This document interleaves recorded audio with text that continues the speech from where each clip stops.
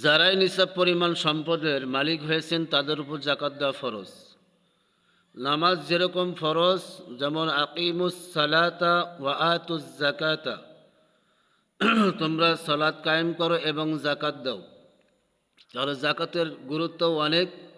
নিসাব পরিমাণ সম্পদ হচ্ছে 52.5 তোলা রূপা এবং 7.5 তোলা স্বর্ণের মালিক হলে তাকে নিসাব বলা হয়।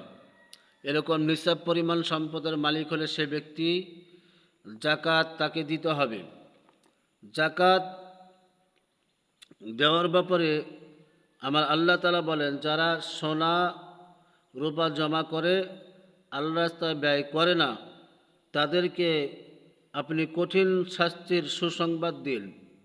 শাস্তি তো সুসংবাদ হতে পারে না, মানে শাস্তিটাই তাদের সংবাদ দিতে বলছে। যেদিন স্বর্ণরূপ জাহান্নামের আগুনে উত্তপ্ত করা হবে, অতঃপর তা দ্বারা তাদের কপালে, তাদের পাঁজরে, তাদের পিঠে সেক দেওয়া হবে, নাউজুবিল্লাহ। আর বলা হবে, এটা তো আমাদের সম্পদ, যা তোমরা জমা করে রেখেছিলে, তোমরা নিজেদের জন্য জমা করে রেখেছিলে, সুতরাং তোমরা যা জমা করেছিলে তার স্বাদ গ্রহণ করো। সূরা তাওবার 34 নম্বর আয়াত। তাহলে যারা জাকাত দিবে না তাদের জন্য আল্লাহ তাআলা শাস্তির ব্যবস্থা রেখেছেন, এই জন্য সাবধান।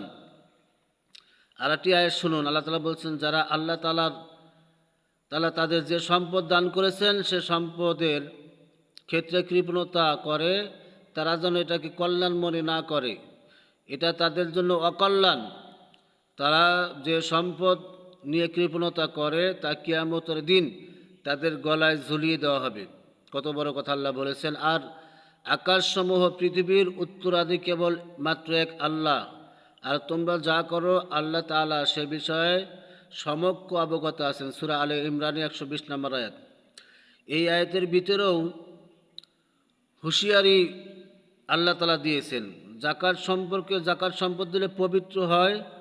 আল্লাহ তাআলা কি বলেন, তুমি তাদের ধন সম্পদ হতে সদাকা গ্রহণ করো, যার দ্বারা তুমি তাদেরকে পবিত্র ও পরিশুদ্ধ করে দেবে। সূরা তাওবার 103 নম্বর আয়াত। জাকাত দিলে সম্পদ এবং অন্তর পবিত্র হয়। আল্লাহ তাআলা আমাদেরকে বোঝার তৌফিক দিক।